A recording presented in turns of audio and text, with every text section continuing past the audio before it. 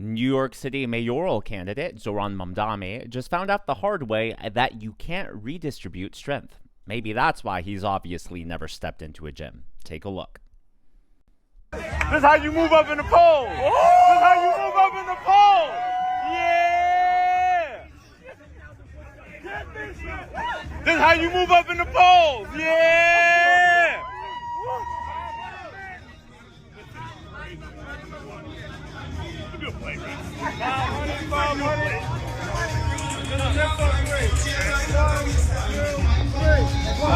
Yeah. Let's go, let's go, let's go, let's go, let's go. Yeah. Let me get one more. Let me get three. Let me get three. Let me get three. Yeah. Yeah.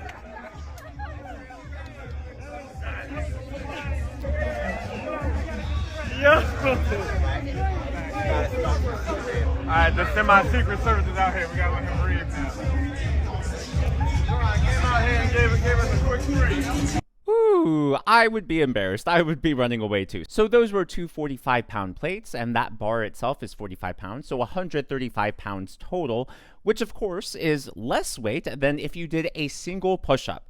Now look, as several of you have shared in the comments that you are disabled or maybe you're older, but look, if you are an able-bodied adult around my age, which is around Zohran Mamdani's age, you should be able to easily bench press at least one of those by yourself, at least one push-up. The fact that he can't do that, I feel embarrassed for him, and I think the fact that he even went out in public to do this really shows you how out of touch he is. It's sort of like, oh, I have no idea how difficult this is, but I'm going to do it anyways. That's sort of a good metaphor. That's sort of good symbolism for his entire campaign. He's never worked a real job. He doesn't really have that much public service, and yet he wants to be the mayor of arguably one of the most important cities in the entire country. So according to the New York Post, he was trying to show off. Zohran Mamdani fails at bench press while trying to show off at Men's Day in Brooklyn as Cuomo Adams roast him. Eric Adams himself actually showed up and he posted, you can see here,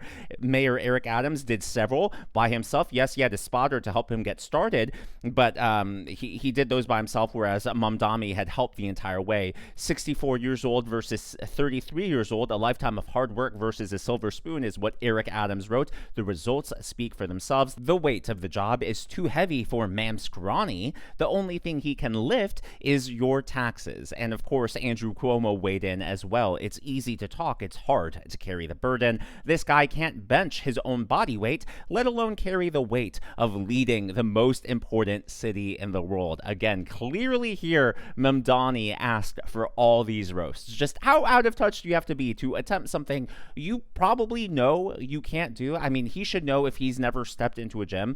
I mean, like I said earlier, I do think that anyone who is able-bodied at this age should be able to do that. But the fact that he lacks that sort of self-awareness of his own capabilities, I think it really shows you. I know a lot of conservatives like to make fun of Democrats and call them soy boys, and in this situation, it's kind of ringing a bell. Well, memes are coming out left and right. They put here, Democrat policies are the weights, and Democrat leaders are struggling to hold up those weights. But it's Americans, American taxpayers, of course, who get stuck with all of this. Now, just to prove how embarrassing this truly is for Mamdani, here is 70-year-old RFK Jr. bench pressing.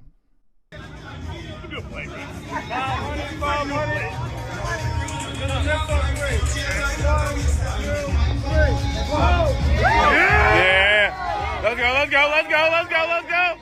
Yeah. Let me get one more. Let me get three. Let me get three. Let me get three. Yeah.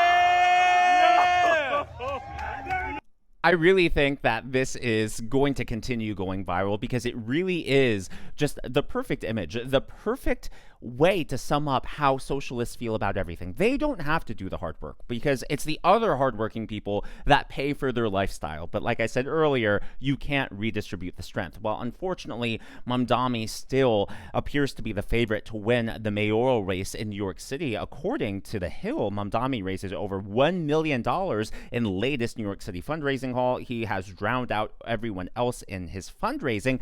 But the hypocrisy in all of this is that Mamdani has said he doesn't like billionaires, right? Just a few months ago, he said this on Face the Nation, or Meet the Press, excuse me. Democratic socialist. Do you think that billionaires have a right to exist?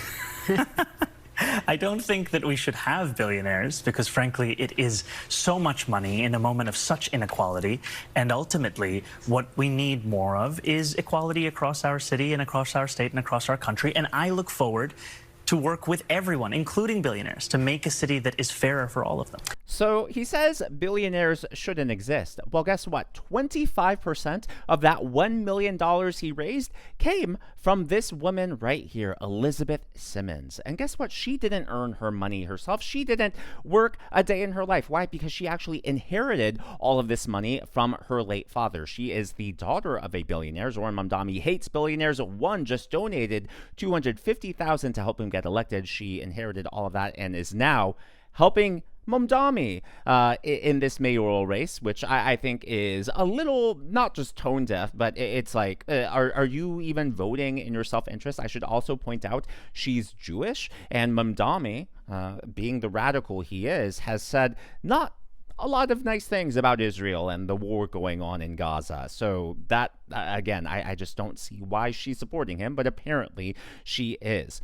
Well, the polls are not looking any better either. But before we get into that, I would like to acknowledge 515 OVA LPG 12 338 Houston Sammy Girl Jenny Rankin at ×2. Jenny, I don't know how I missed the previous one. I think YouTube was glitching, but thanks so much for reaching out and letting me know there was an issue here. And then Kaloia as the members of today's Governor's Club. These are people who have given tips and super thanks to the channel. Anyone, you can feel free to do what Jenny did. If you feel like I've overlooked you or have somehow missed you, please let me know, because if I do, it is not intentional. It is either an oversight or sometimes, yes, believe it or not, even though YouTube is huge, even though Google is huge and very good with technology, sometimes the platform glitches. So please always follow up. Well, the latest polling numbers are looking really discouraging for Republicans and sane Democrats. According to Newsweek, Zohran Mamdani remains candidate to beat as Cuomo Adams slide. Right now, Zohran Mamdani is at 36.9 percentage points, and Cuomo is a distant second, over 10 points behind at 24.6. But there is good news. A new businessman just entered the race. Now, I know a lot of people are going to say, well, doesn't that fracture Mamdani's opposition even more? Doesn't that make it even more difficult for someone to win? My hope is that the people of New York start consolidating around someone else. And what's compelling is that this guy was actually a Cuban-born businessman. He found a lot of success here in America, and he was raised to basically honor the American dream, to honor the Constitution, to honor hard work, and to try to make sure that that path towards prosperity, to make sure that the ladder towards achieving the American dream isn't pulled up behind him, but rather is made accessible for everyone. Here's his interview on Maria Bartiromo on Fox Business this morning. I came from socialism. I came from communist Cuba. I know what this thing looks like, and I know what it feels like. I came here at the age of 7. I was living there for the first 7 years of my life. My father became a political prisoner. He wasn't a fan of communism, and of course that doesn't work very well when you oppose the government. So he was thrown in prison, given a 7-year sentence after like a 2-minute trial. He developed encephalitis in prison, and after a 9-month coma, the communists thought it was a good idea to just get rid of him. So we ended up here in America. My dad, a disabled guy, washing dishes, and my mom cleaning homes. And 4 kids. And, you know, my parents taught us a very good lesson. They said, look, you've now been adopted by this amazing country. You have a responsibility to work hard, to get educated, to change the world. And then at some point in your life, you're going to be asked to stand up for this country and do something wonderful, something meaningful to repay back to this society that gave us so much. And this is my time to stand up, and that's what I'm doing. I don't know about you, but I saw that clip, absolutely fell in love with him. We need more of that in this country. And I don't think race should ever be an issue in politics. But for the Democrats, unfortunately, it is right now in this moment in time. I hope that changes. But the only reason I bring that up is in New York City, which is obviously a liberal bastion, I hope that they don't attack him. They can't claim he's just a straight white male and they should ignore him, right? He is obviously a minority, Hispanic, and so that is going to check off one of those identity boxes. Basically, they're not going to be able to use the standard attacks that they would use against most Republicans against him. And I think it's going to cause a lot of people to pay attention to what he is saying, because they can't just pay attention to all of these identifiers that the Democrats like to point to try to disqualify someone, if that makes sense. On top of all of that, now he is also very wealthy. He donated $10 million to the University of Florida to create an endowment for their chemistry program. I know the Democrats like to hate on wealthy people as well, but the reason I point that out is we saw the huge impact that Elon Musk had because of his wealth, right? He was able to put a lot of power, put a lot of weight behind President Trump's reelection campaign. And I think we're going to see that here, where this guy, you know, maybe thanks to his wealth and his connections, he's going to be able to get enough funds to get some traction here and buy attack ads and get, you know, campaign flyers. And, well, they don't have yards in New York City, but whatever he needs to do to campaign to win, I'm just hoping at some point someone needs to break through and that the opposition voters coalesce around a candidate. I mean, if you look at Mamdani, not even breaking 40%, that means that 60+% of New Yorkers want someone else to be their candidate. Someone else can win. It's just up to another person to make that case. Obviously, Cuomo hasn't successfully been able to make it. Neither has Adams. And so I'm hoping here that maybe Joseph Hernandez is going to be able to be the one to bring the opposition movement together. As always, though, all of this is just my analysis and commentary. That is what's going on in the world of politics from my point of view, and I would love to hear from you. So what do you think about this bench pressing fail by Mamdani? Do you think it's just a funny, memeable moment? Or are you like me? Do you think that not only is it funny and memeable, but it's also great symbolism for everything he is and everything he represents, which is he's not doing the hard work, but actually expects someone else to do the hard work for him? Let me know your thoughts, what you enjoyed most about that epic fail down in the comments below. If you haven't already, please be sure. By the way, I am not wearing lipstick or makeup in my videos. I don't have my cup. I just noticed sometimes my lips were actually really red. I drink a lot of beet juice. As many of you know, I am a runner as well as a swimmer, and beet juice, for those of you who don't know, it actually can help like lower your blood pressure, which makes it easier to work out, especially for endurance exercises. So I had just had some beet juice before this, and that's why well, my lips were really red at the beginning of this video. They're not so much now. But no, not lipstick. Yeah. Yeah. If you haven't already. And Drogon is fine, by the way. There were a few people in my last video who were very worried about him. He is fine. Right now, he is people watching outside, and the cat, well, one of the cats is taking a look at the flowers. Drogon's actually coming up here because he heard me say his name.